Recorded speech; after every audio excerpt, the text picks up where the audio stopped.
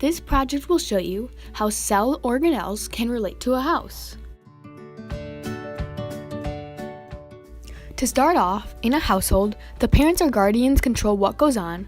They are the most valued and respected people in the house, and they direct all the action that's going on. For example, my parents in my house can direct me to do anything they need me to do. Just like the parents in a household, the nucleus is the center of attention in a cell. The nucleus is the most important part of a cell, and it controls all the action going on. The walls are the structure of the house, and they're what holds it together. Just like the cell wall, it keeps all the foreign and unwanted objects out. Just like the walls of a house, the cell wall protects and supports the inside of a cell. The cell wall lies on the outside of the cell membrane. In your house, you have a thermostat that provides heat and air conditioning to you. Another thing in your house that gives you energy is your electricity. In your house, your thermostat and your electricity provides you all the energy you need. You could even call them the powerhouses. Just like the energy in your home, the mitochondria is the powerhouse of the cell. In your home, the electricity gives you energy, whereas in the mitochondria, it breaks down food to make energy. Continuing on, this is my mailbox. We use it to send and receive mail. Since your mailbox is used to send and receive messages, it is similar to the Golgi apparatus and the ER in a cell. In a cell, the Golgi apparatus packages proteins, just like in a mailroom. Before you get your mail, they package up their letters and send them to you. The ER in a cell performs a similar task to the Golgi apparatus.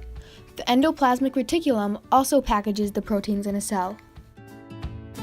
The front door, or the main door you use in your house, lets your family and your friends in when you want them to. Then, when your family or friends leave, they can go right back out that main door. The doors in your house are similar to the cell membrane in a cell. The same as your main door, the cell membrane lets things in and out of the cell. It keeps foreign objects out though. The cell membrane is protected by the cell wall. Continuing on, if you have an attic in your house, it's usually used for lots of storage.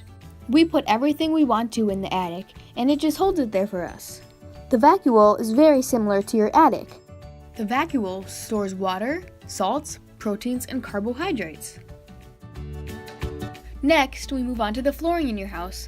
The flooring covers the complete surface area of the ground in your house. The flooring in your house is just like the cytoplasm in a cell.